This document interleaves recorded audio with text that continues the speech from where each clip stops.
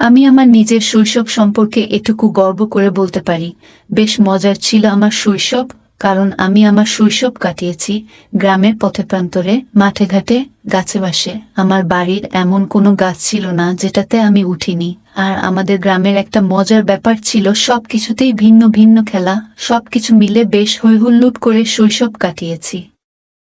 সেখানে কোনো অপ্রাপ্তি কিংবা অপরিপূর্ণতা ছিল না, কানায় কানায় পরিপূর্ণতা আর অসীম প্রাপ্তির সমন্বয়ে আমার শৈশব। তখন যদিও এসবের তেমন মূল্যবোধ বুঝতাম না, কিন্তু জীবনের এই সময়টাতে এসে পেছনে ফেলে আসছি।